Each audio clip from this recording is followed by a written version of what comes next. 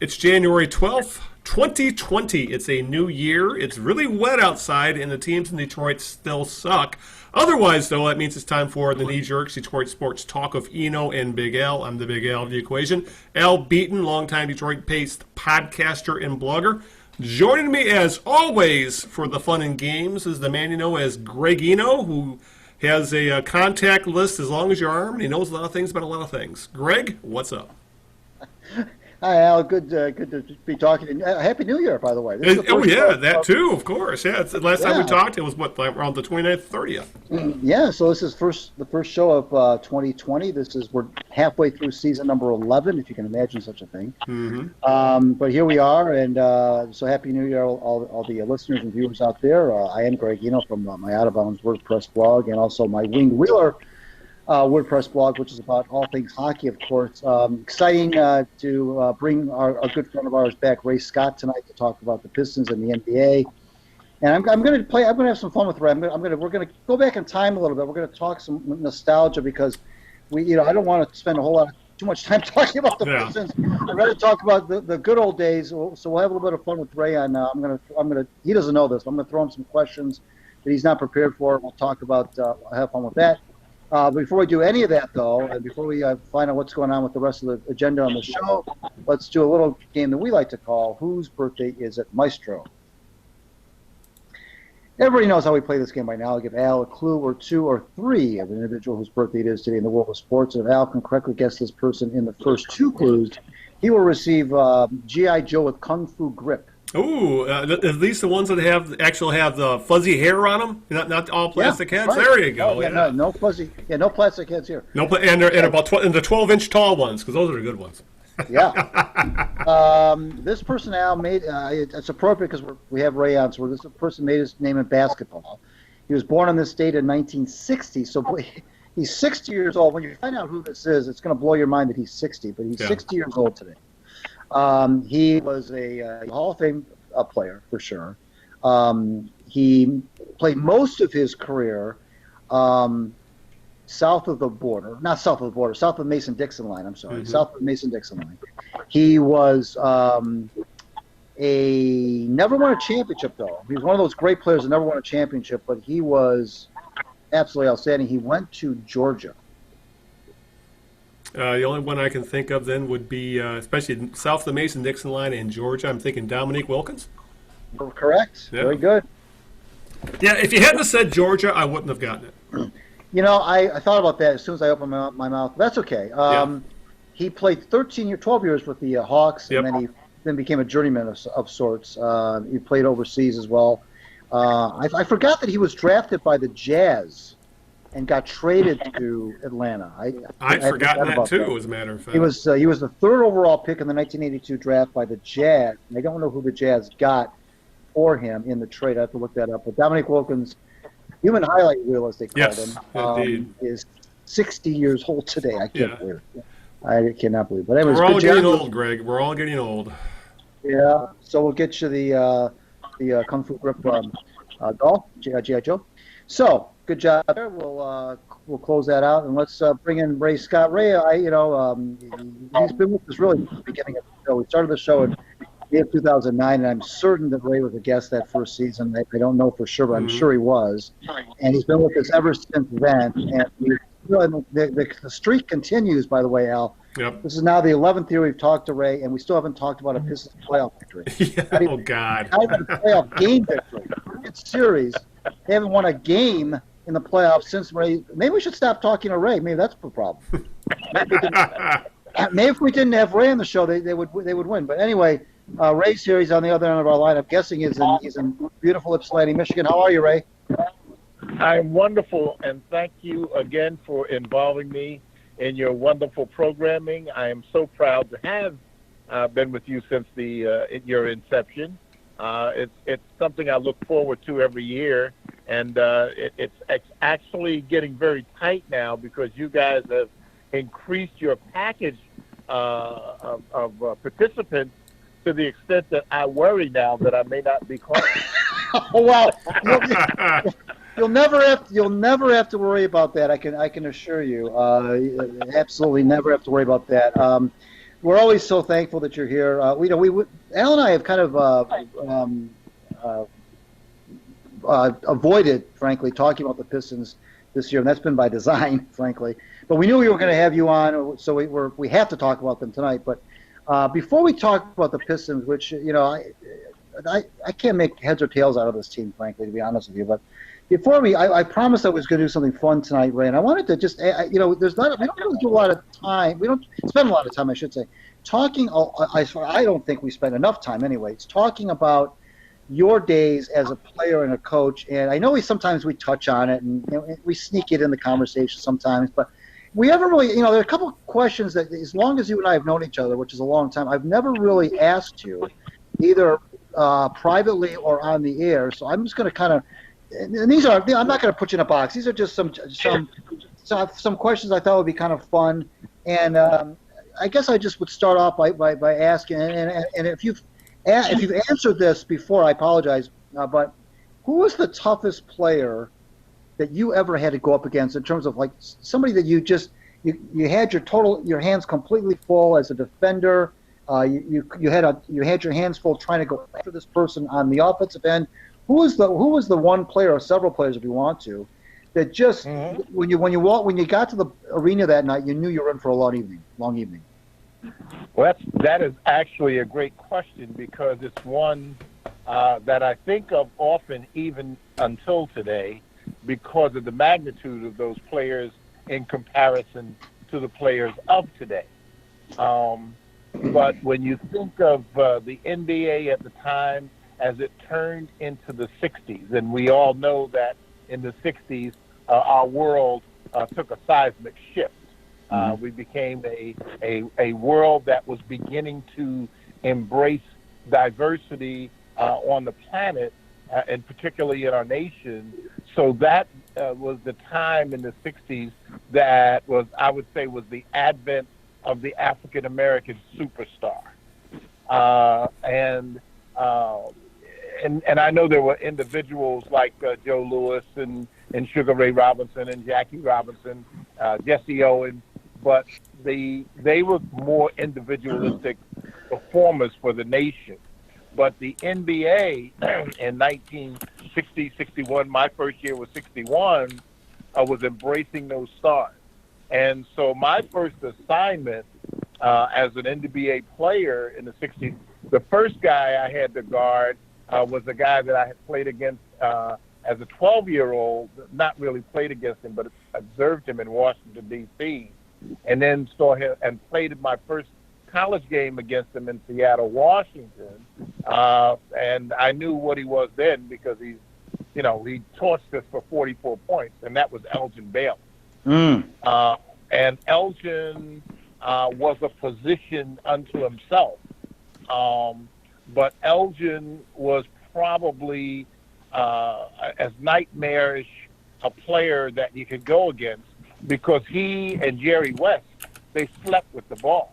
They had the ball, if they came down the floor 5 times, 4 out of 5 of those times, Elgin Baylor had the ball and was looked upon to do something with it. So he was a nightmare. But then I had to leave Los Angeles, which was the only West Coast team at that time, because the Lakers had moved from Minneapolis. And then we had to travel to St. Louis. And they had this tall guy with a Southern accent from Baton Rouge by the name of Bob Pettit, who was a 6'9" everything player, but particularly close to the basket, 15 feet and in. And so then I had to see Bob Pettit, and then we would take a trip up to the East Coast, and we'd go up to Syracuse, and I would see this guy named Dolph Shades. And then we'd leave Syracuse and go to New York, and they had this guy from Michigan State by the name of Jumping Johnny Green. Oh, yeah. In those days, when they gave you the nickname Jumping, you were jumping. It wasn't a misnomer. So then I had to see Johnny Green, and then I would leave New York and go to Boston, and we'd see Tommy Heinsohn. And then we'd leave, and I finished playing against Tommy Heinsohn and go to Philadelphia, which was at that time the southernmost team on the East Coast, and I see Paul Arizin. And I didn't mention Cincinnati because that's one of the – I couldn't wait to get there so I could play against a guy that people probably don't remember by the name of Bob Boozer. Oh, Bob Boozer, sure, yeah. Yeah. And so, and of course, Cincinnati, they threw me a curve because they then drafted Jerry Lucas. But that's another nightmare. So, Right. as you can see, gentlemen, in my first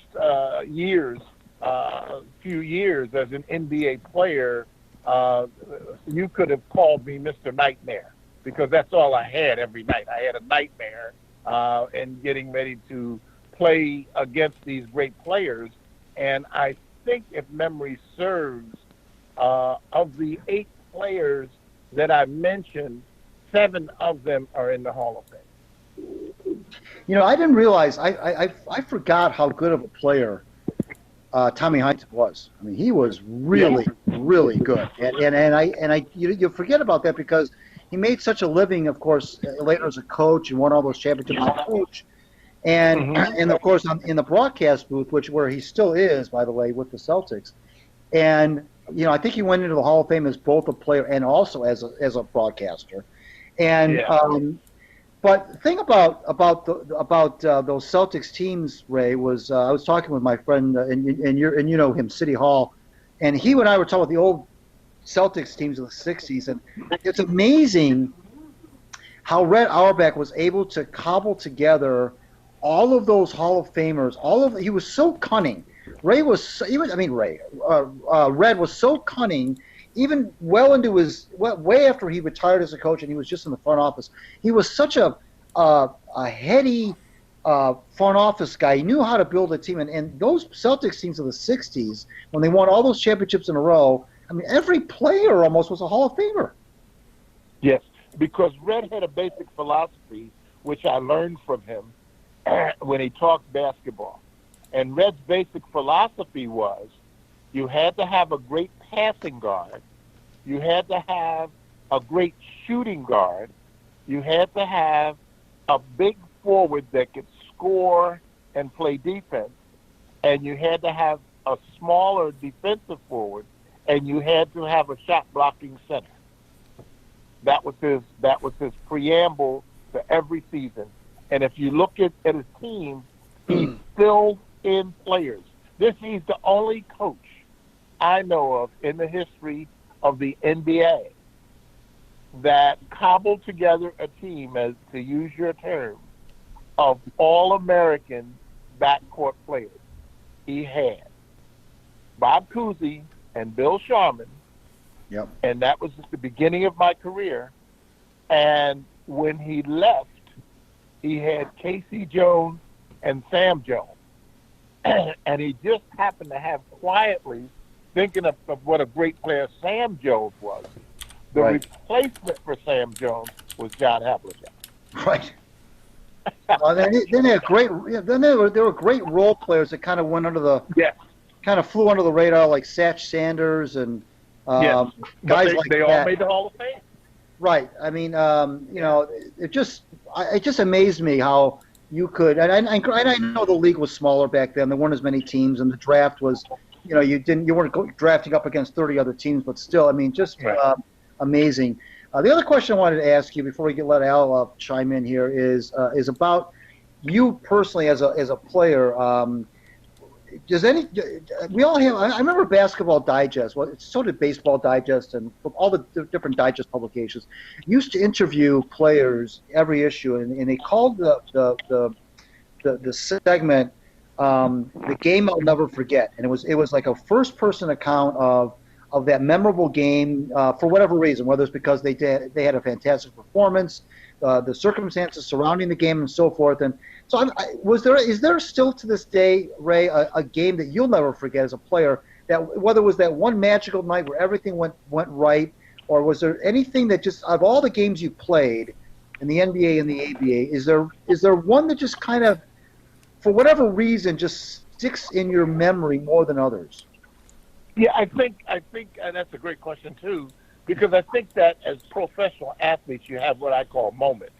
You know, the greatest golf shot, the Right. great home run, or the execution.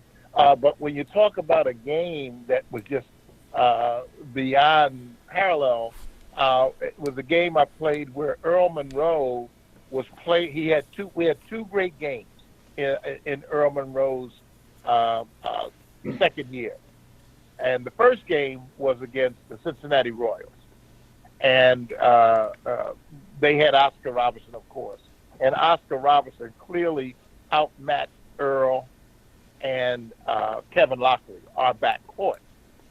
However, Earl just happened to score 56 that night against Oscar Robertson. And so then we're up against the Los Angeles Lakers with Baylor and West. And West was going to defend Earl that evening, and that was kind of the big thing, you know, this upstart Earl Monroe, Earl the Pearl Monroe, with all of his uncanny moves, is just going to be taken apart by Jerry West, because Jerry West was a very fundamental player that played great defense, was smart, read passing lanes and all of that. And Earl dropped 48 on him. You know, so those games as Bullets, we were really, I would say, in a memorable position as a team. But as an individual, my two games that I remember, we beat the Celtics in Philadelphia when the Celtics were flying high, and that was a huge game. And on a drive to the hoop, Russell fouled out. And to me, it was almost like a phantom foul, but the officials just anticipated it, fouled him out, and we beat the Celtics. And then in Baltimore, with the Bullets, played against Russell, and I had 28 rebounds in the game.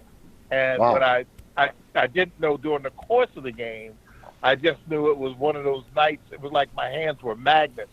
Right. For whatever Right. reason, you know. And, Right. But that was, of course, never duplicated. But you have those moments when in sports, when everything just comes together perfectly. The Right. driving to the, you know, you don't get any, you get all passing lanes going to the gymnasium. The after meal dinner in the locker room, the food is incredibly great. The beer's cold. You have those nights, but you know, you play, and that's what I tell people about. They're talking about the Golden State Warriors now, and I said, I want you to understand something. The Golden State Warriors played 500 games in 5 years. Right. That's very, very taxing on your body. Right. So, Sure. you know, those are the things that, as you think about what you went through, you think about how many games you played, minutes, etc. But it's an interesting question because it's always my intent to write a book, and I don't want to give anything away. But those are things, and I'm glad you asked, Greg. Those are things that you think about in terms of writing a book. Just, you know, relationships with coaches, players, nights, last-minute scoring things, how many times you made a shot with the game on the line. You know, all of those kinds of things. You think about that. But I think in the long run, because of the aging process, you think of how you left your body on the floor, what you did to really accomplish your goals as a player. So it's maybe in that book, question. in that book you're going to write, Ray, maybe you can talk about, and you may not even know this, but I'm looking you up on Basketball Reference. You can talk about your 60% career 3-point shooting percentage. You were 3 for 5. So that's not bad for a big guy. A guy my size, a guy 6'9" today, he takes that many in a quarter. Right, exactly. You were 1 for 1 in '71 with Virginia, and in the following year you were 2 for 4 for Virginia, from downtown, so that wasn't bad. 600 percentage.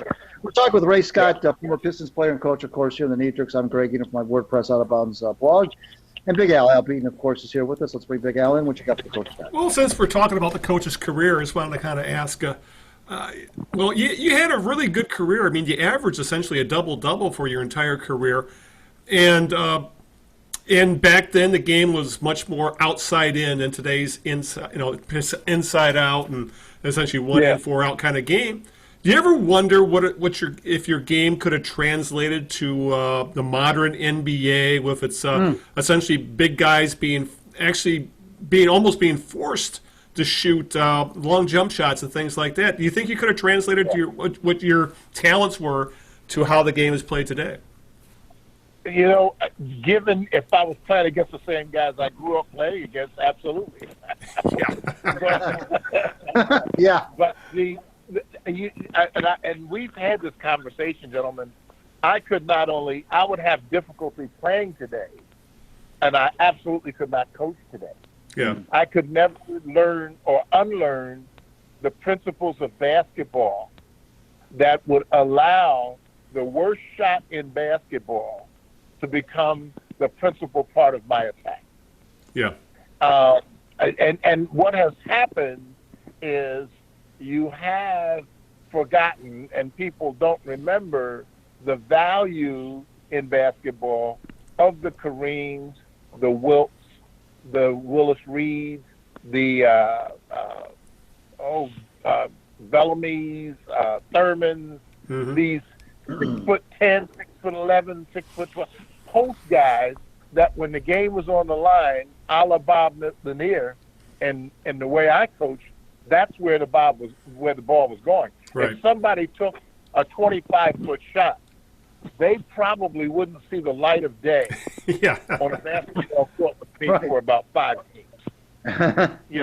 Because theoretically, that is not the way the game was played. That was an awful, awful shot. Oh, yeah. However, television being what it is, they wanted an uncomplicated game.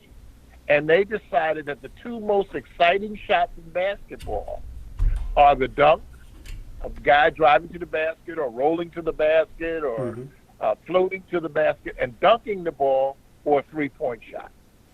And those were not high percentage shots when we played the game the way that we played the game in the 60s, 70s, 80s, and 90s. Right.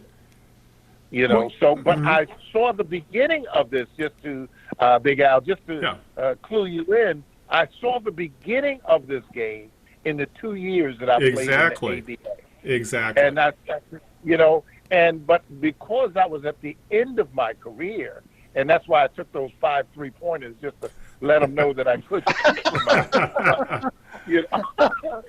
But in reality, I was not trained that way. I wasn't a trained big man that would go out and drift out on the floor. My job was to be around the block and around the basket so that I could rebound, follow up shots, play in tight defense. I mean, I played in the shadow of the lane. I was not used to playing out on the floor. But I think that I could have, because a lot of people don't know, I led the Pistons in assists 2 years, 2 years in a row. Oh, wow. And so I could move, I could move the ball, and I did not shoot as well professionally in the NBA as I should have. And that was one of the things that really, as I think back, that's one of the things that bothers me. And I looked it up the other day. I was looking at my free throws. I was like, man, you were horrible. I mean, I started out being a 60% free throw shooter in the NBA, but I worked at it, and when I retired, I was an 80% free throw shooter. But it's we all look back, and see where we could have been better. And there are areas where I could have been better, but I always like to think that I was always the best teammate. I always wanted to win, and I always wanted to play hard. Whenever I talk to people about professional sports athletes, and one of the things that I talk about is when players get traded, especially when they get traded in the middle of the season, and the analogy that I make to people who don't have any idea of what that entails is to say to them, imagine you're going to work one day, wherever you're working, your office, wherever, and you get called in the boss's office at 1 o'clock in the afternoon on Tuesday, and he says to you, we've traded you to another office in Seattle, Washington. You're to be there tomorrow morning at 9. And that's essentially what being traded in professional sports is like. And I always say to people, can you imagine if that had happened? How your life would be the upheaval in your life if you were to go home and call your wife on the phone and say, guess what, honey, I've been traded to Seattle.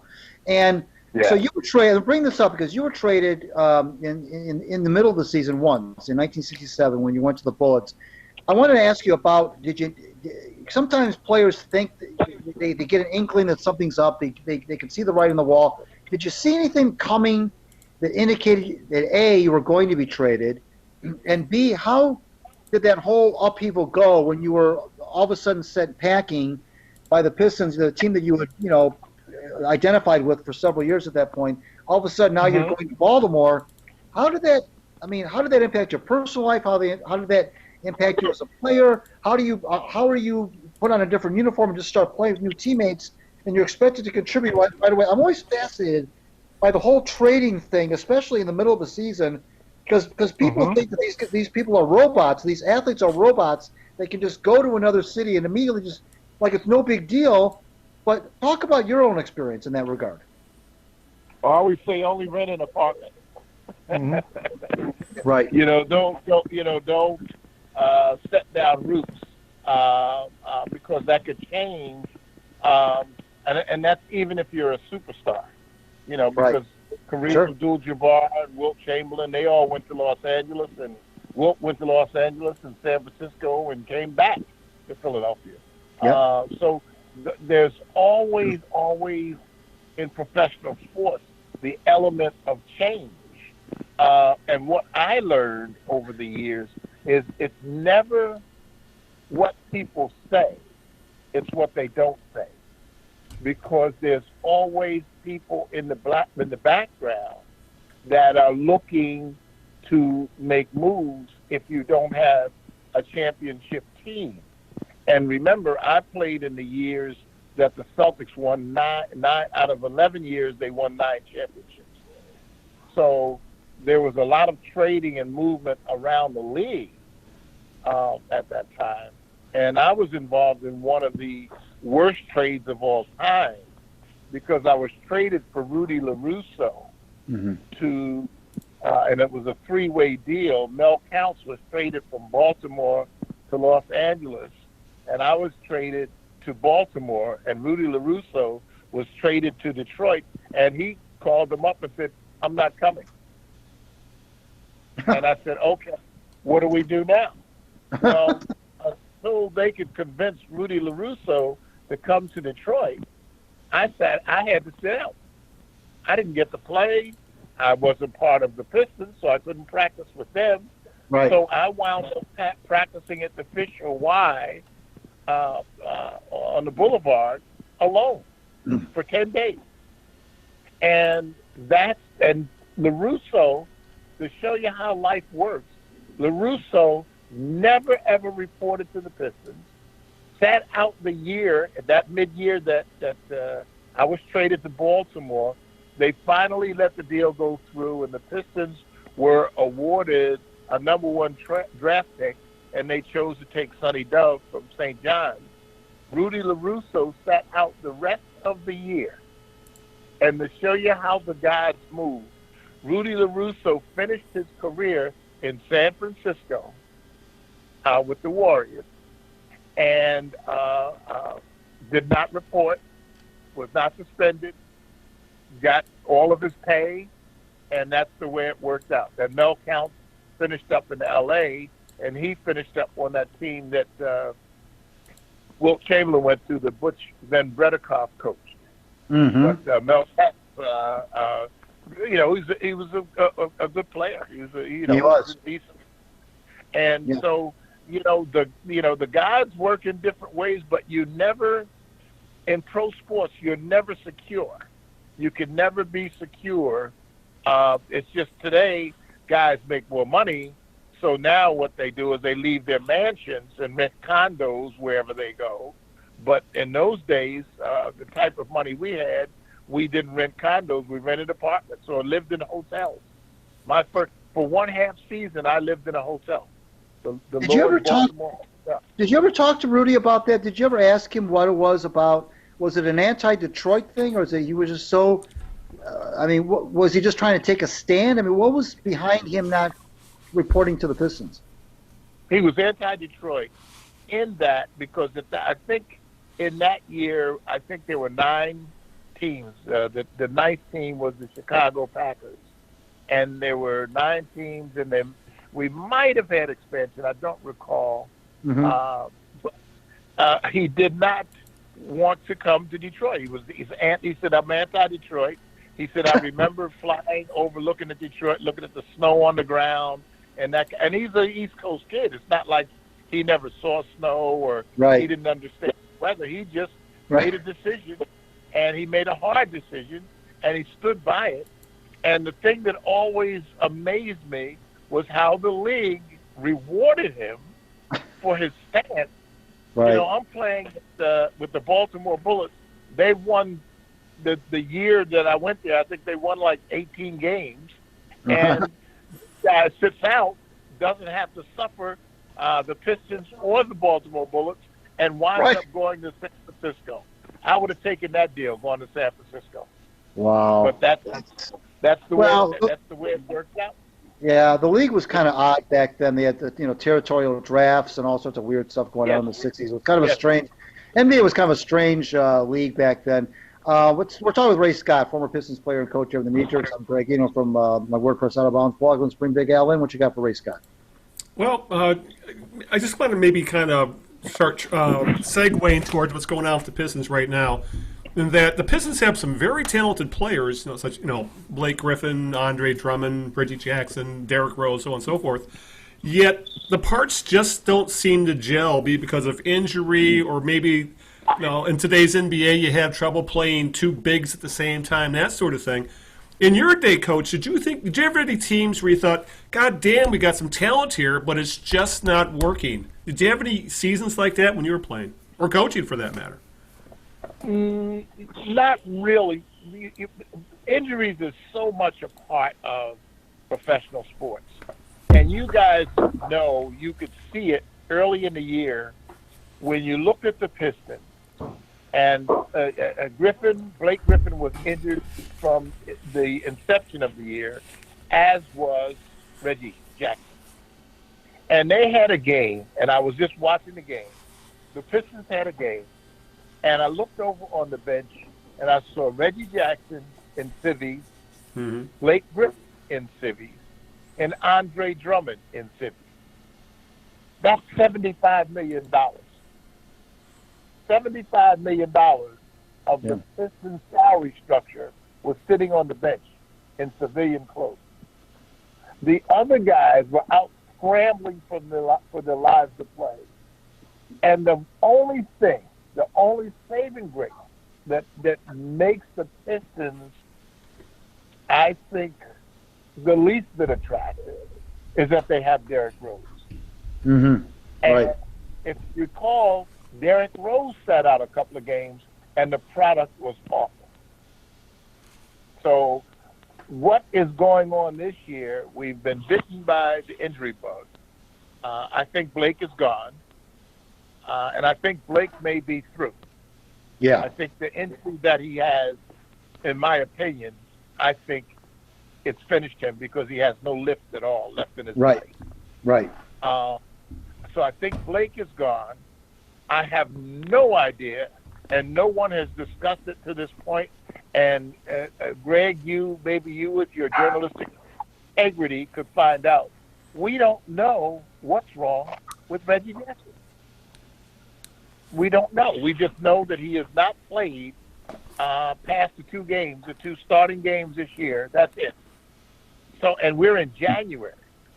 Now, what type of injury does he have that can't be healed in 4 to 6 weeks? That's the danger sign to me. So I'm thinking some of these players are at the end of their career. I think Drummond, he looked to me like last night, the last place he wanted to be was the arena. He did not want to be at LCA last night, and I just see it more and more in the body language that guys psychologically are giving up. They're giving up, and when you don't have that, now Luke Kennard is not playing. You have to add him for 2 weeks. Well, he was your third option, so your top 3 options are not even playing. I often wonder why Dwayne Casey signed up for this. He was coming off of a year where he was Coach of the Year. Yes, he got let go in Toronto. It ended kind of with some acrimony there. I understand that, but it seems to me that with his pedigree and his resume, that Casey could have waited, maybe sat out a year, maybe do some television, maybe do whatever he wanted to. Frankly, just take it easy, and then have his pick of jobs. And I understand, and he would have been paid. And I don't want anybody to say, "Well, it was the money." I think he could have gotten a lot of money with whoever would have reached out to him. I'm really surprised that he would have signed up for this situation, given what he knew what he was walking into here. But I know that I'm not a coach, so I don't know what goes on in a mind like that. But did it surprise you that he took that job to begin with, I guess? No, because ostensibly he had a good team. Think about it. He had Reggie, Drummond, Blake. He had Tolliver. He had good players. He didn't have a bunch of stiffs to get $5 million a year, which I think that plays a big part when somebody calls up your agent and says, we got $5 million on the table, and we got a pretty good team, and you can coach them. I think he was looking, in my opinion, to make this team into what he had in Toronto. I think that was the interest that he had, and I think he saw the challenge in doing that and really kind of remaining in the same area that he had been successful in. Toronto and Detroit are not that far apart. Right. I think he had access. If he had something going in Toronto, he was still close. But I off the top, I don't think he was dealt a bad hand. I think what happened is when mother injury comes in, it's difficult. It's like that door opens and things just happen. But I say that to say that Dwayne Casey is a fine coach. The reason I see them in the games that they're in now is one of them is his coach. He's a very, very good coach. He's just not playing with 52 cards. Well, they're not good. They're not good defensively, and I know that you've preached for as long as we've talked to you. You said defense is not talent, it's effort, and you mentioned guys giving up and so forth, but they've from the get-go, from the opening tip this year, they were not good defensively. They're awful. Griffin was, you mentioned the injury bug. Well, I would counter that by saying that Griffin was always hurt. He knew that. Reggie Jackson had injury issues. He knew that as well. So, those are the chances I guess you take. I understand the thing about the $5 million. But I guess the question now becomes, what do we do now? I wrote a column about a week or so ago that said, basically, the Pistons, just what they have to do now, they have to blow this thing up. They have to lose big, hopefully they get a great draft choice, get in the lottery, get a great top 1 to 3 pick, lose a million games the next couple of years, trade Drummond, blow the whole thing up, start from scratch. That's the only way you're gonna be successful. This jazz of trying to be, sneak in the playoffs and be the 7th seed and try to, I understand they have no roster maneuverability right now, thanks to Stan Van Gundy's malfeasance with the salary cap issues. I know they can't do really anything, but I just think that the only way that this team is going to return, if they're going to return the championship status, coach, is to this thing has got to go all the way to the ground, and that's got to be built up again. What do you say to that? as much as I hate to agree with you, I have to. And Mhm. like I said, you watch the players because the players tell you everything you need to know. I don't think Andre Drummond longs to be here anymore. I thought he did, but in the last few games, I'm seeing little indicators, little hustle. The problem with the Pistons is not only their defense. The Pistons don't get loose balls. They Right. don't. They don't rebound well. Other than Andre, there's not another guy you could say, boy, he's really a good rebounder. And I think the Chris kid, I think he does. I think he tries to rebound, but he's not a strong guy. Thon Maker is not a strong guy. They don't have strength. They're not heat-seeking missiles for loose balls. And I noticed that in that. The Pistons don't beat you to loose balls. They don't have a chemistry about them that is hungry to me. I think they try to make every shot. I think they try to pass the ball to the right person. But those are the areas where you miss a lot of shots, you don't have good offense, and you throw the ball away. And that's what we call the compound fractures. It just begins to break down more and more and more and more. And that's where, and like I said, thank God for Derrick Rose, but then his problem is he turns the ball over because he tries so hard to do so much. So the Pistons, and I watch them faithfully. I mean, I tune in and watch them faithfully, but I'm beginning to see more and more cracks in the team, and I'm just afraid that it's going to be irreparable because Blake is gone. And, we talk about Blake now. We can't talk about like he'll be back next week. Yeah. He's gone. And so much of what they do as a team was built on Blake because he played the Kawhi Leonard, DeMar DeRozan role for this team. Well, that person is not there. Right. That person is not there. Right. And you can't overextend Rose because, again, you're going to have him sitting over there. That's going to be another $10 or $15 million sitting on the bench. Right. And so it's sad. I don't know what they're going to do about Reggie, and I don't have a clue. But just from what I see, I'm looking at guys that I think are looking to move on. I think they're looking. What about some of these kids? What about some of these kids, though, Coach? They're starting to fight. Well, part of it they have to play these kids. Part of it is they have to play them. But this new kid, I'm going to butcher his name. You know who I'm talking about? The kid, the 19-year-old kid. Sekou Doumbouya.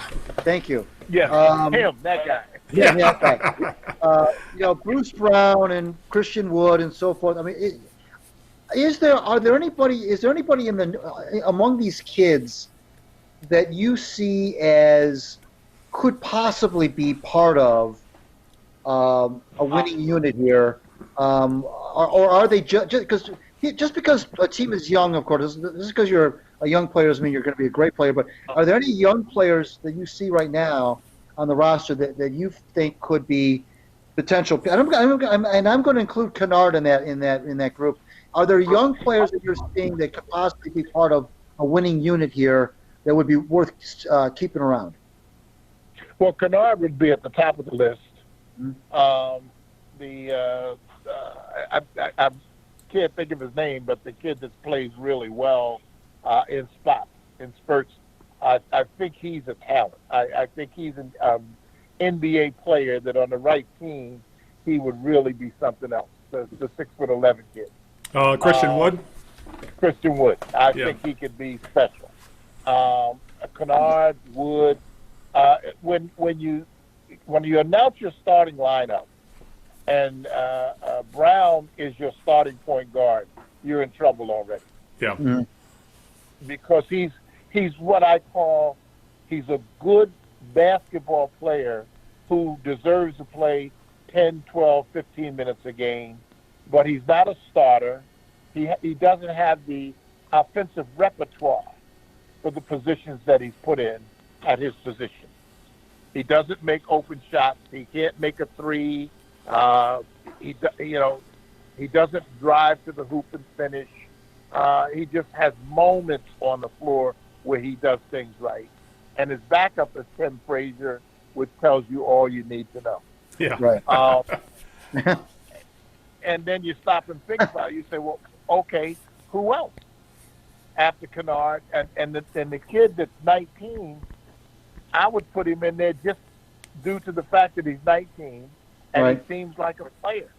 But what I think is Drummond's going to go somewhere else and be a star because what they will do, they will coach him to his capability as to now he's playing to his incapability.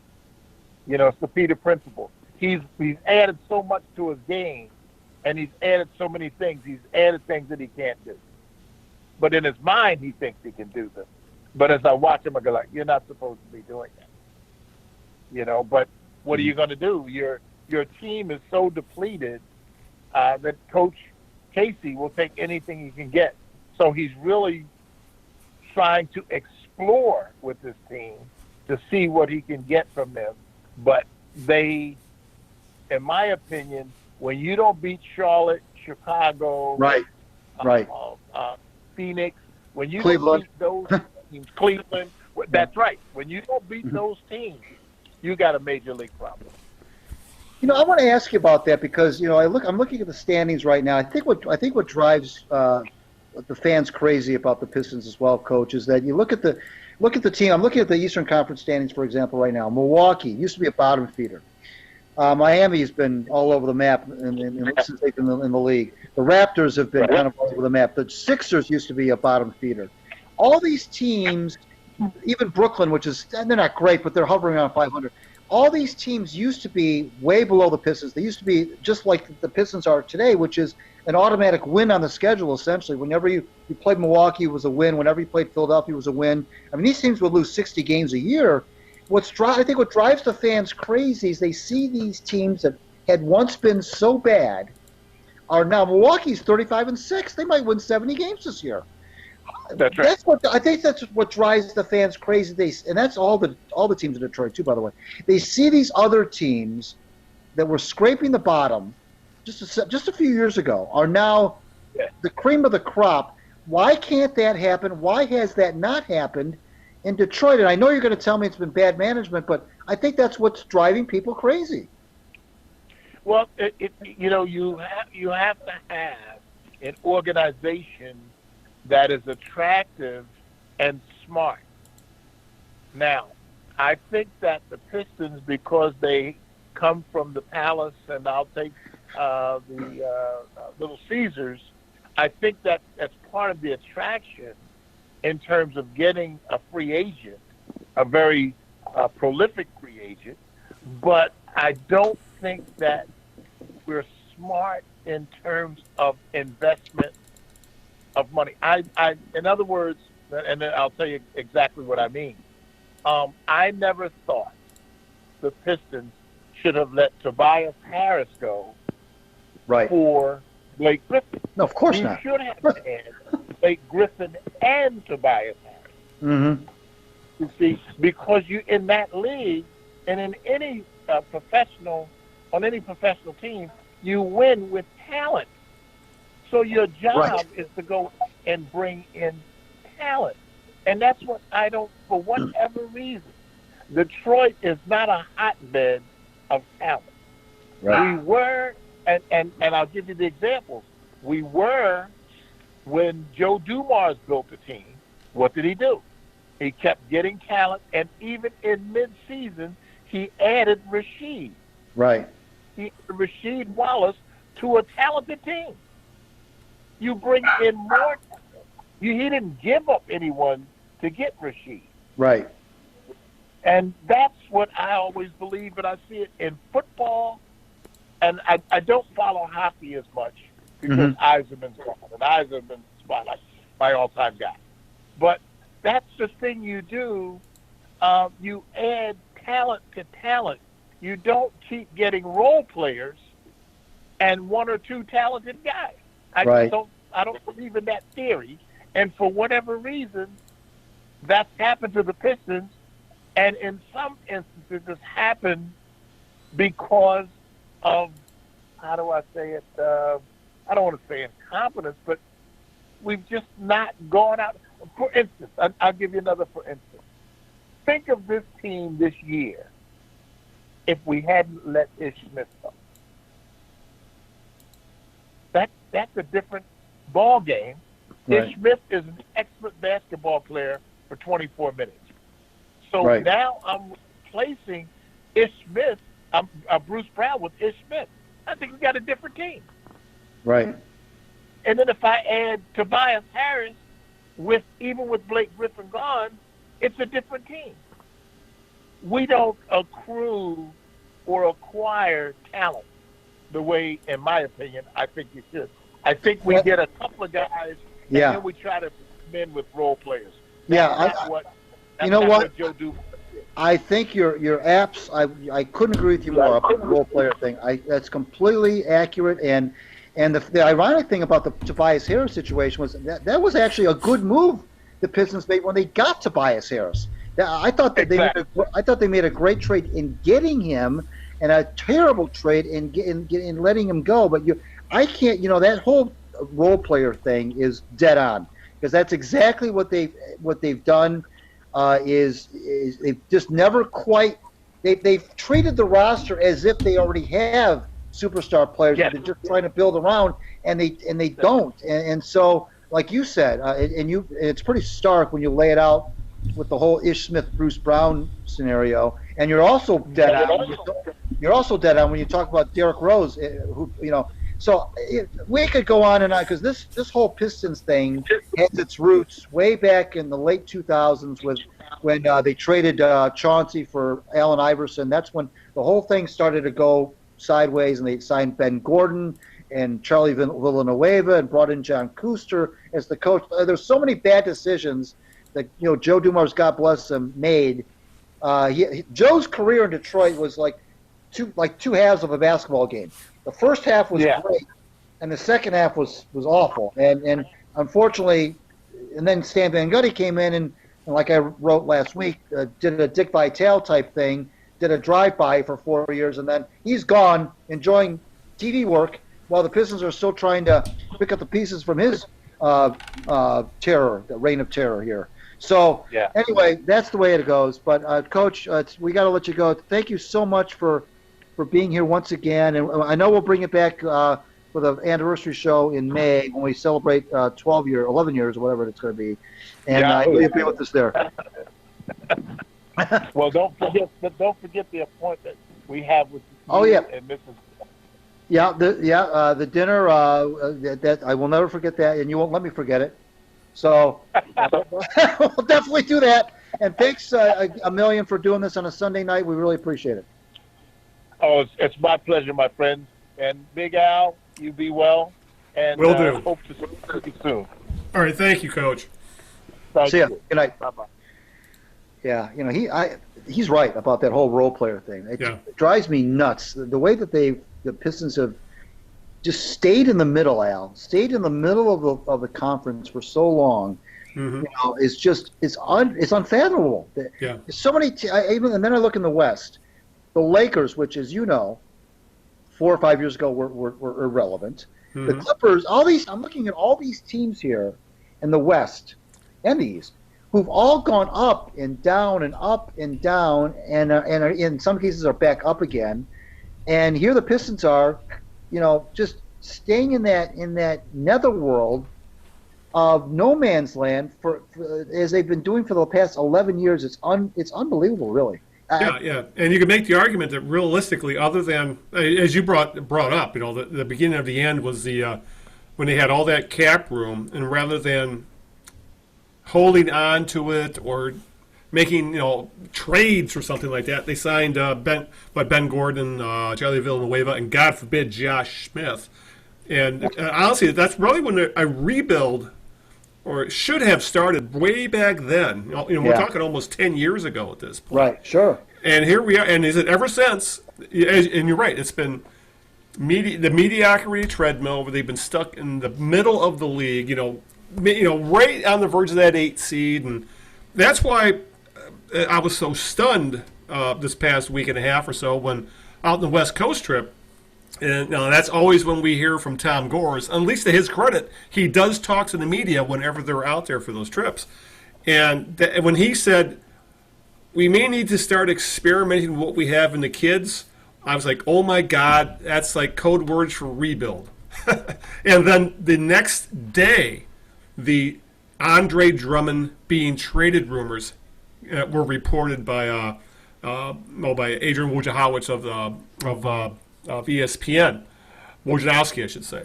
And all of a sudden, Greg, something that should have been done probably 8 to 10 years ago is finally looks like it's going to happen, is that this team is actually going to do a remodel, tear down the studs, start wiping off these bad contracts you and Coach brought up, and start the process of rebuilding this team correctly with the right pieces around the right types of players, rather than this mishmash we've had for almost a decade now. And be honest, to hear Tom Gores say that after him being so adamant this team was going to compete for the playoffs for the past 5 years, it was as bummed as as bummed out as it is to be another rebuilding team in this town. If there's a team that really needs it, the Pistons do. So again, I'm not thrilled they're probably going to start losing in bunches, but it's something they have to do. We've been bitching about this for years at this point. Right. I mean, I wrote in my piece last Monday, what they've got to do is they just have to go through a couple of years of 20 wins tops, and then hopefully get somebody, a stud or two in the draft, and you got to get a little lucky. You're right about that. And that's all. I mean, that's what it's gonna, and they just have to trade Drummond, let the Blake thing go. I think Coach is right. We may never see him back on the floor. It would not surprise me, and he's right, because he looked like a shell of himself. Yeah. When he did try to play, and he called it. He had no lift. He couldn't jump. He couldn't get lift on his jump shots. Right. It was painful. We're talking about a guy a year ago was an all-league player. All of a sudden, looked like an irreg league player. No, all because of that pain. And a guy like Ed Stefanski, we didn't get into this, but a guy like Ed Stefanski, who's been around the league for quite some time. He knows how these things work, and he was with the Sixers. Frankly, he was with the Sixers when the Sixers weren't very good. He was part of that whole. He was right there when the Sixers. Yes, he was right there when the Sixers, started to turn things around a little bit. But the Sixers were, they were awful. Yeah. And so I'm surprised that I know that. There's not a lot that you can do sometimes when you're saddled with, but he was here for that. Well, let's see. He was not here. When did they bring Stefanski in? Was that after? That was after the Blake Griffin trade. Actually, the off season after the Blake Griffin trade. So there was SVG got fired. Right. That's so I'm sure that's not a trade he would have made. No, he probably wouldn't. But yet he took the job knowing that the Blake Griffin thing was on the books, and that the Drummond thing was coming. It was going to be time to make a decision about Drummond. But he knows how these things go. He's presided over these kinds of, and honestly, he has not made any crippling contract deals since he's joined the team. No, the guys he's signed, he's the most he's given out is 2-year contracts, and like the guys like Tony Snell and Langston Galloway, Derrick Rose, relatively inexpensive signings, all for like 2-year contracts, easily moved. So he knew the books when he got here. He knew that there was 3 players that were essentially crippling the salary cap: Reggie Jackson, Andre Drummond, and obviously Blake Griffin. And he saw that he could clear the books within a couple years of Drummond and Jackson, which makes Griffin's contract much more palatable, because the rest of the team is going to be making pretty much next to nothing from here on out if those 2 contracts get cleared out. So I have no problems with what Stefanski has done to this point. It remains to be seen if he's capable, though, of rebuilding a team to playoff contention, which is essentially what he's going to have to do. Right, and I think this Blake Griffin injury is almost really a blessing, because it really is. Forces the Pistons now to just realize that this is that it's getting closer and closer to the time where this is just going to be completely, totally. You mentioned it down to the studs, and here's something I didn't know. I didn't know that. Yeah. I didn't know that Stefanski's kid is the guy that just got hired by the Browns. Yeah. He's the new Browns head coach. I didn't realize. I didn't realize it either. I really didn't. So I just looked. So, anyways, the whole Pistons thing is just. Well, let me ask you this before we kind of wrap up the Pistons talk. I don't know how close you've been following the Drummond trade rumors, and actually now there's talk that like the Sixers might be interested in Luke Kennard or Langston Galloway, and I think a lot of teams could use Derrick Rose, but right. Andre Drummond is supposedly the big trade piece, because he is the league's leading rebounder and he is a past All-Star, but if you've been seeing some of the rumors going around is that the Pistons would trade, like, for one of the things I read about for example, Atlanta, who was supposed to be heavily involved in trying to get Drummond. The word I saw today was he probably would have already been traded if Atlanta had agreed to give the Pistons a first-round draft pick. All Atlanta wanted to give up was cap relief, essentially giving them expiring contracts, match the deal, and that would be it. So, and the Pistons right now seem to be insisting on either a young player or a draft pick, specifically a first-round pick, thrown in along with the cap relief, because obviously they need to match the contracts anyway. If it comes down to it, Greg, do you trade Drummond just to get rid of that contract, and it doesn't make a difference to you if you get a player or a draft pick in return? If all you get in return are expiring contracts and not the draft pick or not a young player that you'll have for a few years, do you still deal them, or do you write it out and see what happens in the offseason? What do you think? No, I'm of the opinion that you trade him. I think that the sooner you nobody's going to remember it. Nobody's going to remember Al. I think once this rebuild goes into full swing, I don't think anybody's going to care or worry about what you got for Drummond. I think you just have to tear this thing down. I think you just have to.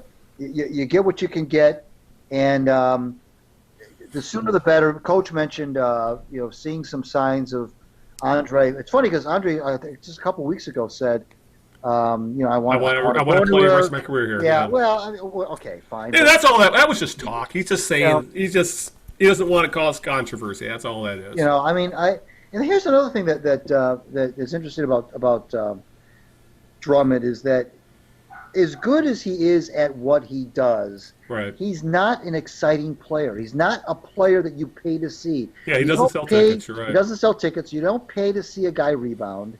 You don't pay to see a guy take a baby hook.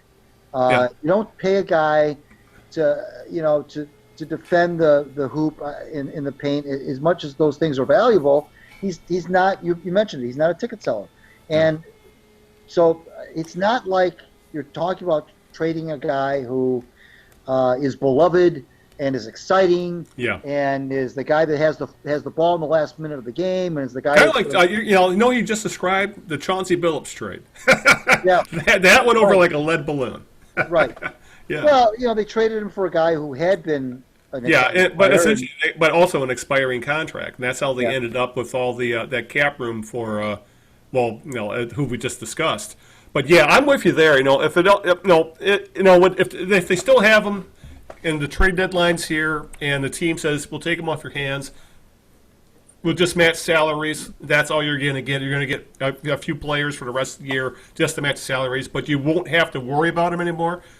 I take that offer. I think that's ultimately what might ultimately, maybe they'll throw in a second-round pick or something. Right. But as you said, what Drummond brings to the NBA, a lot of teams either don't need or don't value.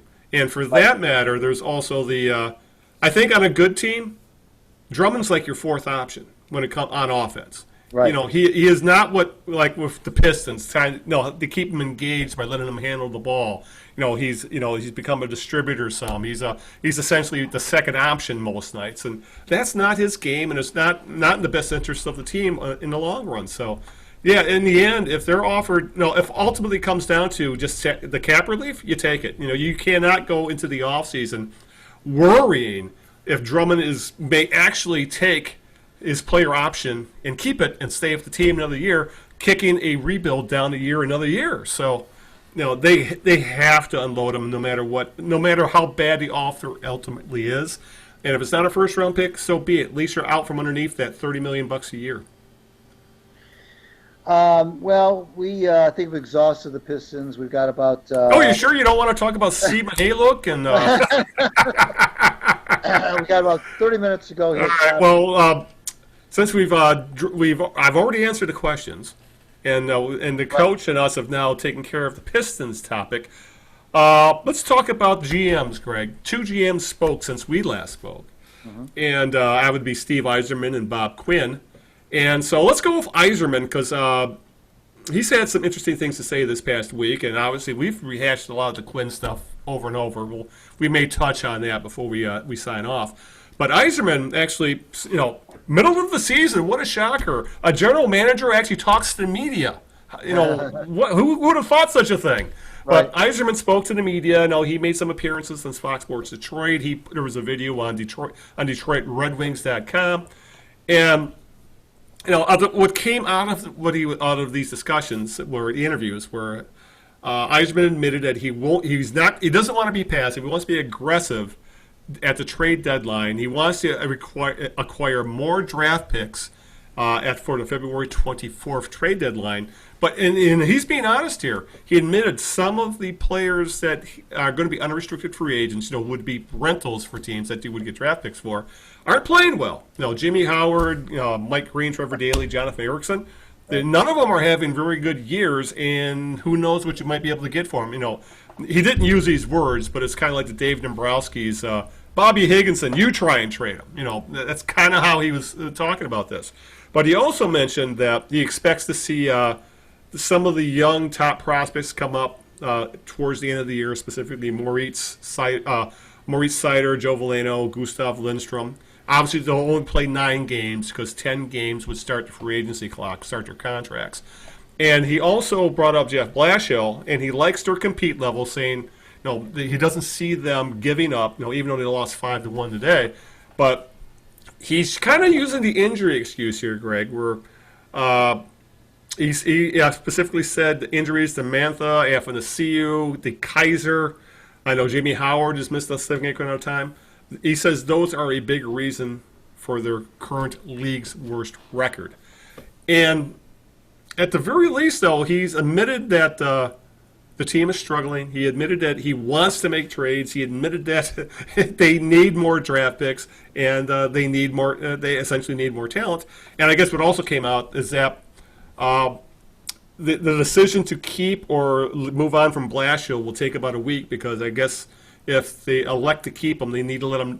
There's a week window to either let him walk or take that final year of his contract.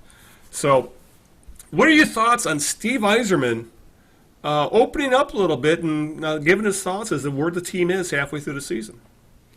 Well, I think what he is showing, and which may frustrate some fans, when you wind back the clock and you think about how many years the fans have wanted Stevie to return to Detroit, Yep. How disenchanted they've been the last several years with Kenny Holland, and which only added to their Yzerman fever, if you will. And so here it comes. Last April, we all woke up to the news that he was going to take the job, and it was very exciting, of course. And this was finally what everybody's been wanting. And while the fan base, I think, was still firmly in the belief that this was still indeed a rebuild, I think that what happened was they started to think that some of these decisions that they were wanting to have made, such as the Jeff Blashill future and so forth, were going to be made in rapid fire. And I think what they're realizing is that he is not a fan. He doesn't act like a fan. He doesn't govern like a fan does. He's very deliberate. He's going to take his time, and he said that from the get-go. If anybody had bothered to listen to his opening introductory presser and his comments since then, he said, "Look, I'm going to take my time to get to know everybody, get a feel for the organization, and he could do that. He had all the time in the world. He was not on a short leash. He was brought here with all the equity in the world and all the job security in the world. So he Yeah. was he had nowhere near a win now or else mandate. He could come here, take his time, and be very deliberate. And I think that is exactly what he's doing. And I think that to fans who really know better, that they appreciate that. I think they know that that's what this is going to take. This is not going to take.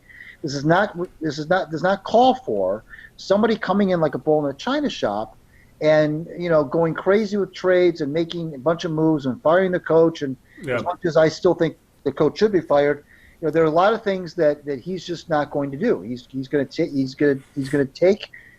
can do that. He's got the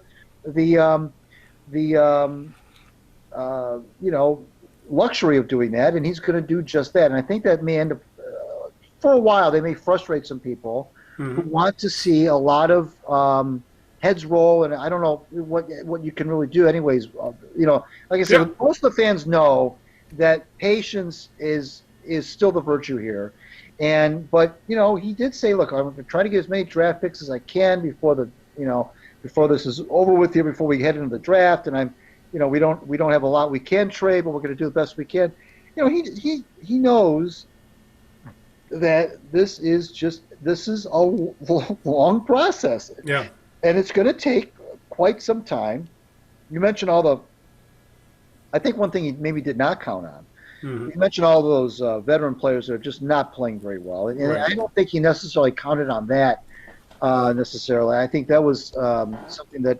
Yeah, I think he was probably hoping for a bit more trade equity available. Yeah, he's got a lot of guys who've been around the league for a while. I don't think he saw, Jimmy Howard playing this poorly. I don't think. I know I didn't. I was expecting a little bit more. He might be done too. By the way, he's going to be 36 next month or later this month actually. You didn't see Franz Nielsen. You didn't see the Franz Nielsen thing coming, where he's basically been virtually practically. He is like the Wings version of Blake Griffin. You cannot trade that contract no matter what. He's probably hoping beyond hope that Abdicated would return to form. He is not. He is not either. You mentioned Daly and Green. Mike Green, Trevor Daly. Hell, Jonathan Erickson they sent to Grand Rapids for Christ's sake. Phil Pula, these guys. Yeah. That's another good one. That was one of Yzerman's guys he brought in, and he hasn't really done much either. Right. There has not been anyone to really. It's been all the kids. There hasn't been really any sort of support from the veterans. It's been a kid-laden thing, which it needs to be anyway. But there hasn't been that veteran presence to kind of calm things down and to kind of you don't have a Vanek here anymore. Guys like that to kind of you can kind of rely on them for production. Nobody's producing other than the kids, and they're even struggling to do so. We should mention losing Anthony Mantha for a long time. Yeah. He was having a breakout year. Yeah. I mean, he was tracking for 35, 40 goals. Right. Which is something we had. When's the last time we had a goal scorer, a sniper like that in Detroit? Right. And also him missing who knows how long at this point. That was a big killer. But yeah, you're right. Athanasiou's another one. Athanasiou. Oh yeah, he has done nothing this year. Absolutely nothing. And I know that's. He's done one thing, Greg. He's done one thing. He leads the league in plus minus to the bad. He's like negative 32 or something like that. Oh gosh, Yeah. And I know that's what happens when you have a bad year. And when you have a crooked record like the Red Wings have, 11-31 or whatever it is. I understand that the reason you're 11-31 is because people are not having good years. I get it, but I think that it's just been a perfect storm of so many. Just been a bad season all the way around. But again, it doesn't really matter because when Yzerman got here.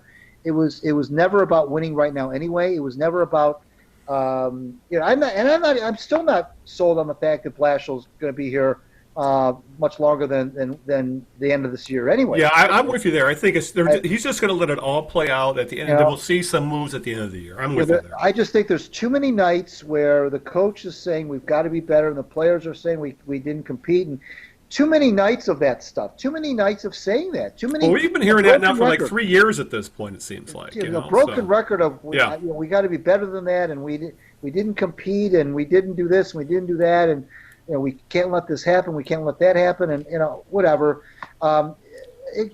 I don't know. I mean, he's been the coach here for 5 years now? And, This is his 5th year. and I And they've gotten worse every year, even though I'm sure the roster does explain some of that, but even still. I don't think anybody expected them to be the worst team in hockey. there's a lot of coaches, Al, that are available right now. This has been has been a bad year for NHL coaches. A lot of guys have gotten fired. Oh my God! How many? They've written like 6, 7 coaches canned already, something like that. Peter Laviolette. Yeah, he was the latest one to go. Yeah. He's and there's some guys who are available who've got some resumes. Yeah. Who could be attractive to other teams, and so it'd be interesting to see what Yzerman does in that front. I know he's got his hands completely full with his roster considerations, but so it may be one of those scenarios where he doesn't really. He's got the coach is maybe in terms of the priority list is way down there, further down than the fans think that the coach should be, and maybe he is just biding his time and waiting to refine this roster more before he considers making a move behind the bench. But I think sooner or later. Sometimes that timeline gets pushed up because sometimes you just have to. Sometimes you got to put a guy out of his misery. I mean, there's a lot of times where coaches get fired where it's almost like a mercy kill. It's almost like it's like shooting a horse who's injured. I mean, sometimes you just got to do that, and it may come a point where it just gets so bad where he's just got to make a move, and even then.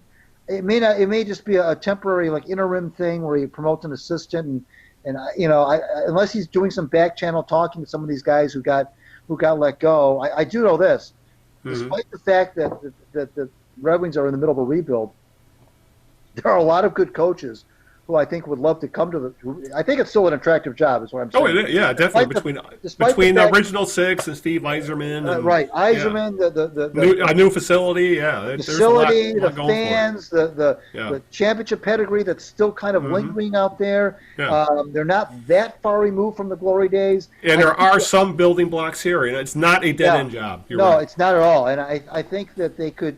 This is not something where you'd have to settle for give it to some AHL guy looking for his first job like they did with Blashill. I think now they could probably move to a guy like a Laviolette or somebody of that nature who's got a pedigree, who's been around the block, who's won some hockey games, who kind of knows his way around the league a little bit. I think that you could attract a guy like that to the situation, even with that person knowing that look, we may struggle for a year or two.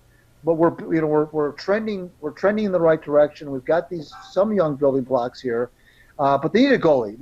They're not, and I've said this before. They're not going to go anywhere. And I know this is a rebuild, but I don't know who the goalie is going to be in the future. That is the one big question mark. They have no goalies in the system. At least no big time prospects. It's got to go out and get a goalie.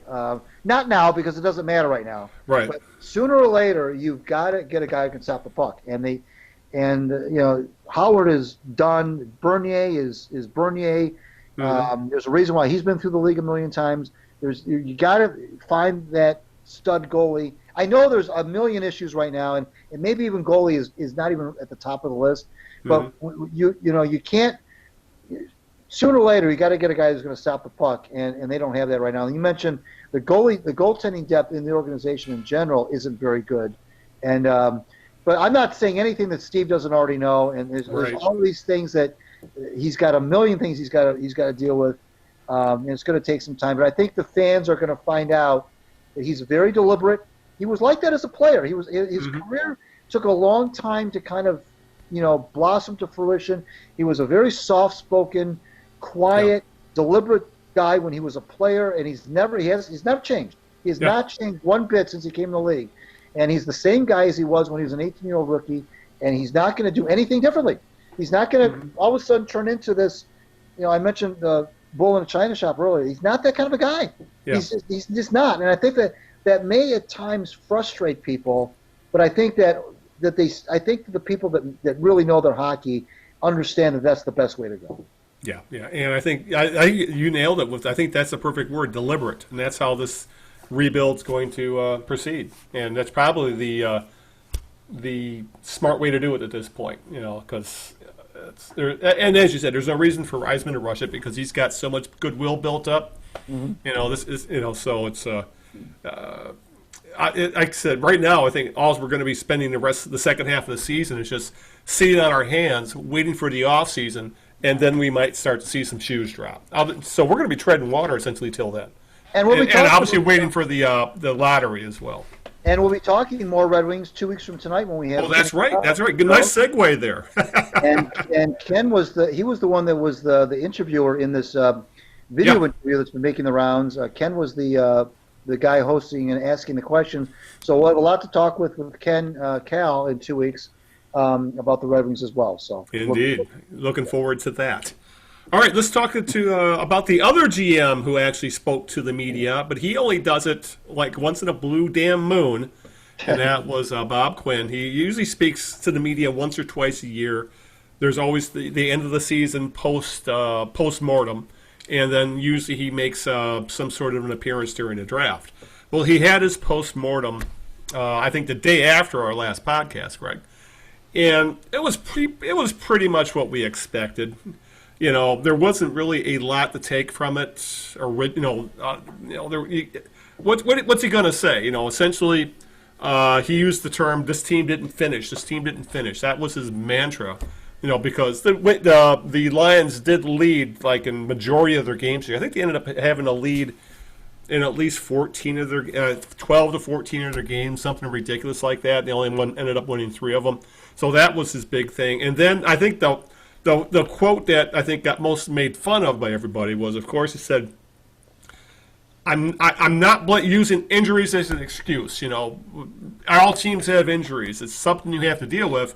And then he proceeded to say that they had 14 practice squad players and 3 more from other teams' practice squads called up because of injuries, essentially saying, injuries were an issue, and that's why we lost, and which was, I thought, kind of disingenuous to say the very least. And they did say there would be some personnel moves to be done, and there were. They scapegoated some assistant coaches, the assistant line coach, the offensive line coach. They scapegoated the entire strength and conditioning department. The linebackers coach was canned. Paul Pasqualoni didn't get the ziggy when all this went down, but a couple days after the fact, even though a few weeks earlier, Greg Pasqualoni said, I'm not going anywhere. I have kids in school. I got bills to pay. I love my job. This is what I want to do. A couple days after all that went down, he said, I'm quitting. I'm leaving the position because I want to spend more time with my family, which I think was the Lions, Matt Patricia's way of allowing him to.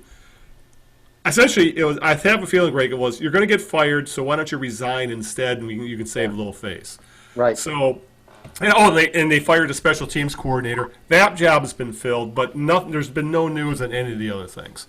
So, I don't know, Greg. What Quinn said, it was pretty much what I expected. Oh, and I forgot the other thing, though. He did admit or claim now that this is now a rebuild situation, that they're doing a rebuild with Matt Patricia, and it's taking a little longer than they thought.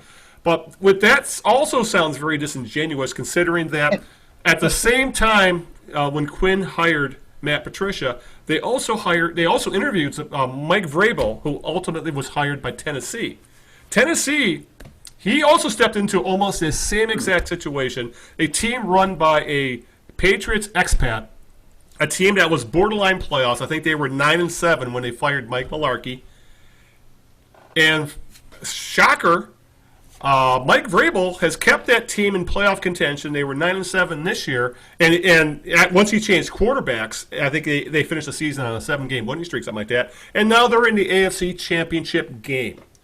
So, here we are with the Lions, who have gotten worse, while the Titans are now in the AFC Championship game, which has pissed off fans even the more. So, I don't know what else you can take from what Bob Quinn says, because I really don't buy much of what he's selling at this point. Right. So nothing he said surprised me.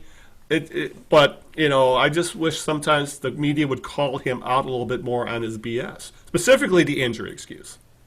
Yeah, you can't. That was disingenuous for sure. And we talked. And the last time we were together, we talked about how it's also disingenuous to all of a sudden call this a rebuild because it wasn't Yes. a rebuild. It was not it didn't become a rebuild until all of a sudden halfway through the season.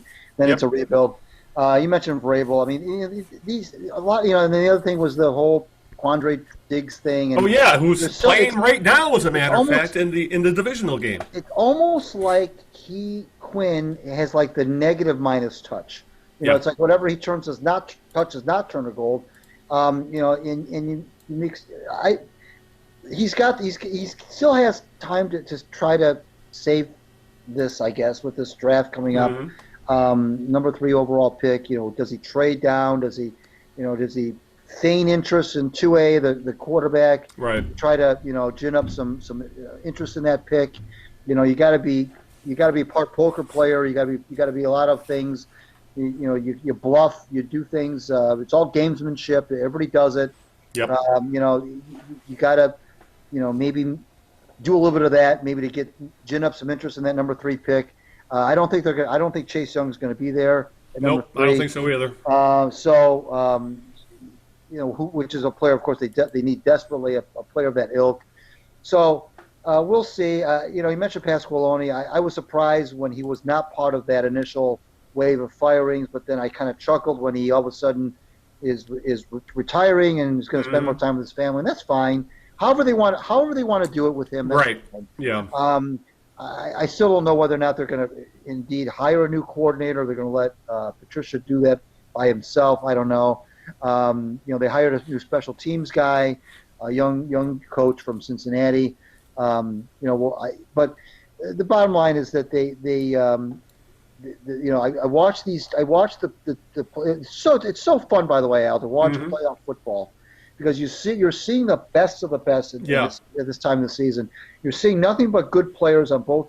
On every game you turn on, there's great players on both teams, and everybody's making plays left and right, both offensively and defensively. Although we didn't see too much defense in the Chiefs Texans game today, but I mean, there's great players all over the place. It's too bad that they don't play for the Lions, of course. But what it does do is it just shows you what those teams have and what the Lions don't have, and and not just the Lions, by the way. All the teams that aren't any good, the teams that never make the playoffs, the teams that are just aren't good, what they don't have and what they can't seem to get that these other teams all have. They all have that. Whether it's a great quarterback, all the quarterbacks are great that are left right now. Whether it's a great quarterback or whether it's a scheme, a particular scheme, or whether it's an elite running back like Derrick Henry. High-power offenses. What's Yeah. that? I'm sorry?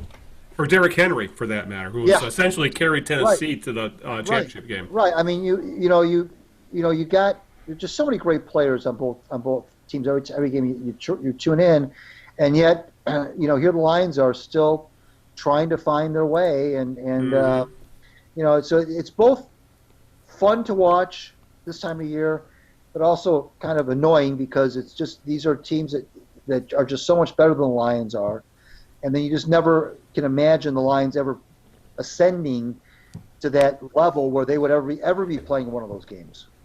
Yeah, and for that matter, just look at the division here. Look at the Packers, who were awful last year. Hired brought in a new coach, and and they were now 2 minutes away from going to the NFC Championship game. Right. So I don't know. It's frustrating as a fan. But let me ask you this, because you brought up Tua Tagovailoa, and he declared for the draft. He's Alabama's quarterback. He was pretty much the consensus number 1 ranked college ball player before the season started, which he's kind of somewhat been usurped by Joe Burrow and Chase Young, but partly because of the hip injury he suffered at the end of the season. Right. But I think he is still be considered a lot of teams still might consider him the number 1 quarterback versus the number 2 quarterback behind Burrow. And honestly, he has a better track record than Burrow, because Burrow's only done it for 1 year from LSU. Right. Here's the Lions sitting at number 3. And they have a franchise quarterback, Stafford, damn good quarterback. He may not be great, but he's probably, as they would say, the Hall of Very Good. But he's suffered debilitating back injuries the past 2 seasons. He's 32 years old. He's going to be making, I think the cap hit's going to be in that mid $20 million range.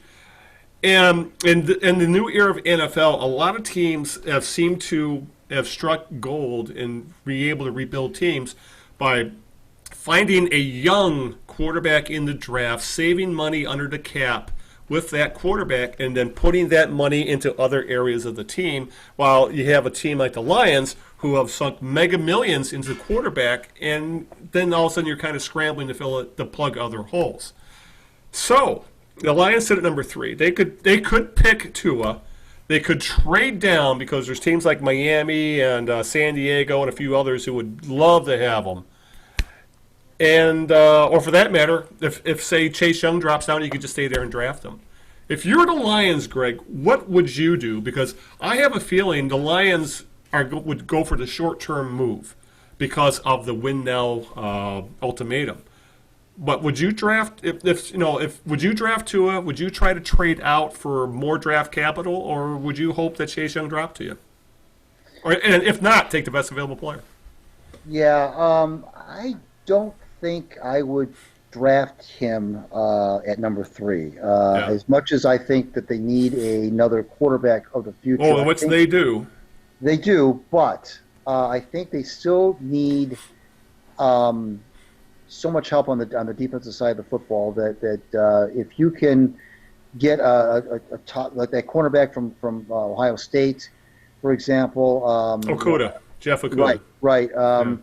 Maybe, like I said, maybe do a little gamesmanship and try to feign some interest in Tua so that maybe you get a team that does need a quarterback right now that would be willing to trade you, would offer you a package to trade down where you could get, make more out of that number 3 pick than what you had going in. I don't know that I would draft him. I don't think they're going to have. I don't think they're going to. I think Oakland's going to take Young. So I think that you'd be left with, Burrow's going to go to Cincinnati. Young's probably going to go to Oakland.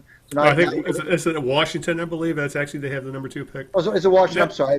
Because that's why they wouldn't take Tua, because they took a quarterback in the first round last year. I meant Washington. Yeah, I'm sorry. Right. Thank you. But Oakland is a team that could trade. Has been rumored to interested in trade up as well. There are several teams. So yeah. But so you're in the trade down camp. I would, for somebody, I wish I could trust Bob Quinn to make such a move. I don't know that he's got the temerity or the wherewithal to make such a move. I would like to. I wish the Lions would have somebody who could make that kind of a move. I think it would be kind of ballsy. Yeah. But I think that it would, if you're talking about not doing the short-term thing, and not going for the quick fix, I think trading down would be thing that you should look at and try to get more for parlay that number 3 for something more. I mean, I'd like to see them do that because I think there are enough teams, Al, drafted beneath them who would be interested in Tua, that if you were to make noises that you might draft him at number 3, you might get a bunch of people falling all over themselves to try to get that number 3 pick away from you because they see the situation. And the thing about that, Al, you could make a legitimate bluff in that direction because Stafford's back injury. Right. You couldn't do that necessarily if he was completely healthy, coming off a season where he threw for 5,000 yards and played all 16 games, and you couldn't bluff. I don't think you could seriously bluff that you would draft Tua under those circumstances. But given the fact that Stafford missed the entire second half of the season, and he's going to be 31, or he is 31, one of the two, and that he's got a bad back. Yeah. You could legitimately say, we're thinking about drafting a quarterback this high.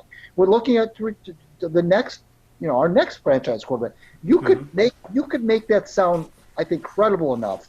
Oh, very credible. That teams would have to take you seriously enough that they could potentially offer you a package to get that number 3 pick. Yeah, it's really a shame that the Lions find themselves in this situation because. How often do you expect to be picking so high in the draft and quite possibly have an utter franchise quarterback drop in your laps that high in the draft, which is very possible in Tagovailoa?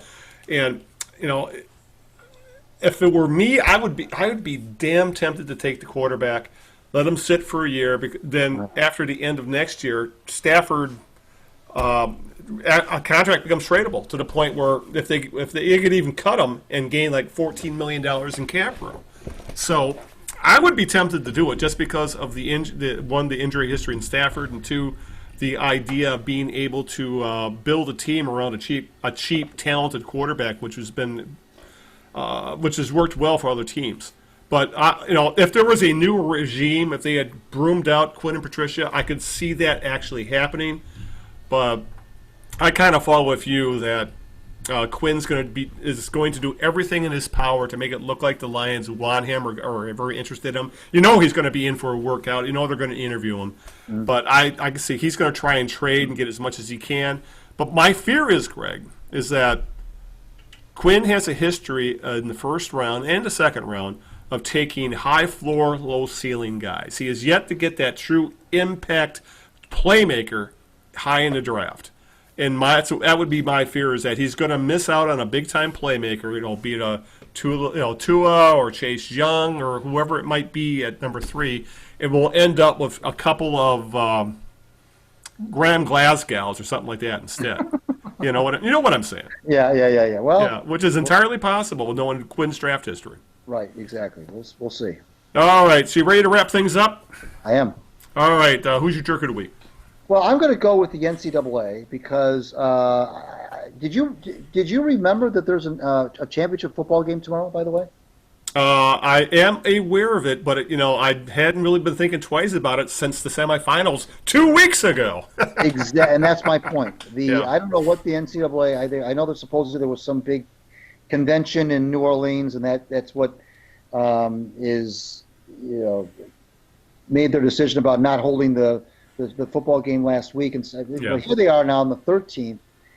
Tomorrow night, as we tape this on Sunday, they're going to have their championship game on the 13th. I think people are just. I don't think they care.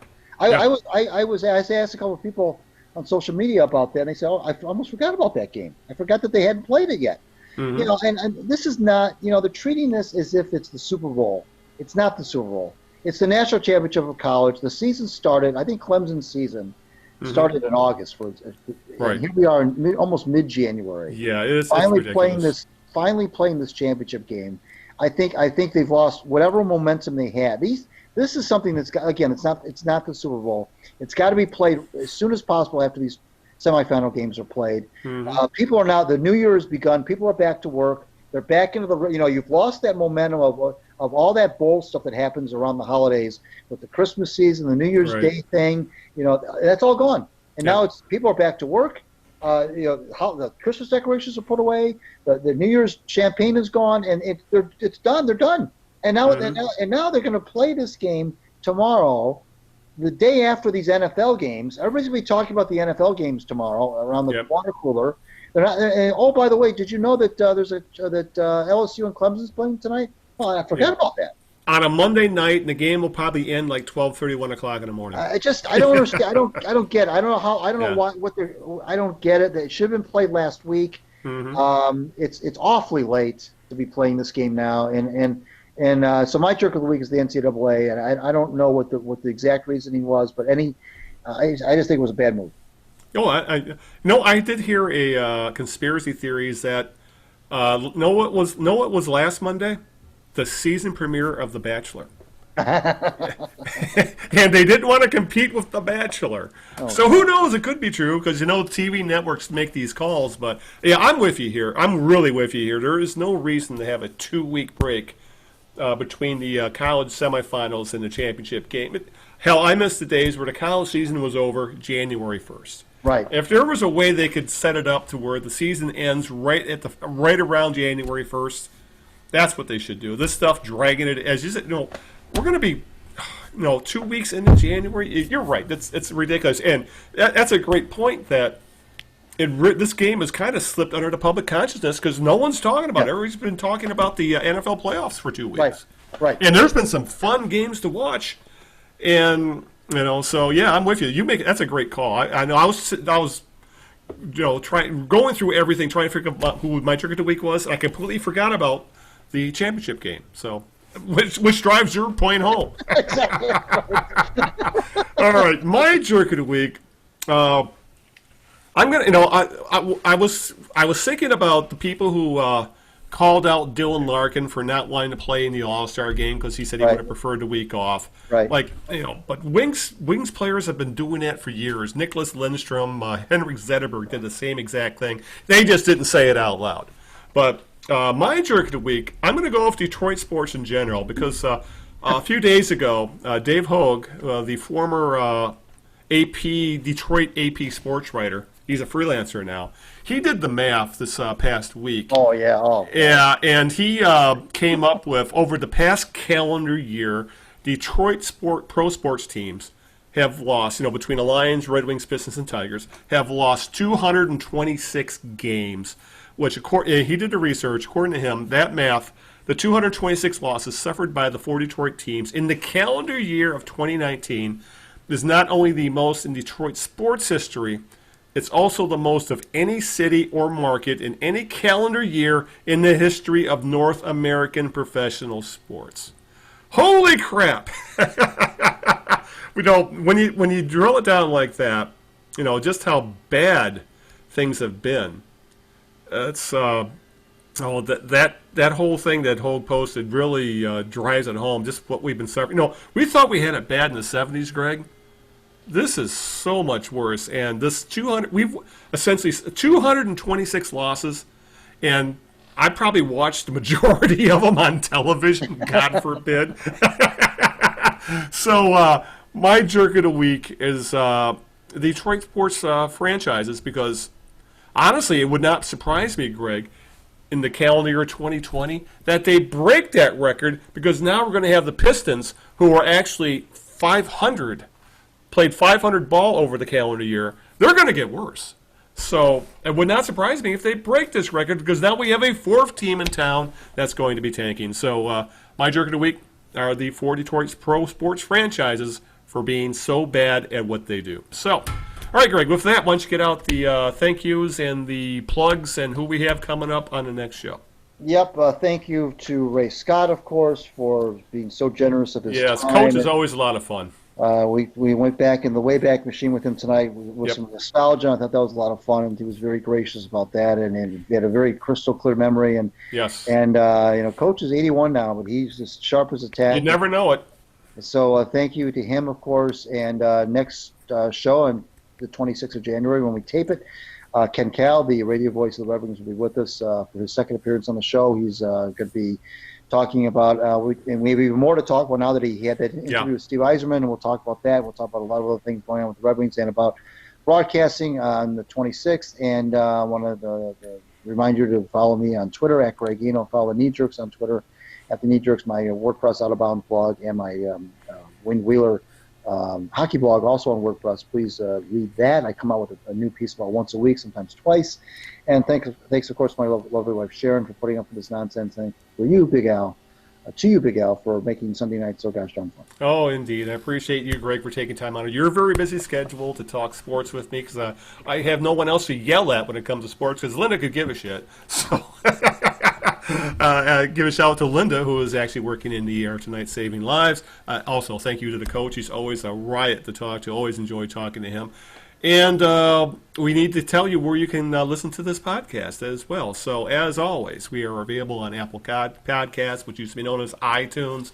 We are available on iHeartRadio. You can find us on Spotify. We're on Google Play Podcasts. We're on YouTube, for that matter. We're on Stitcher Radio, which is available on everything, including computer browsers, iOS, Android.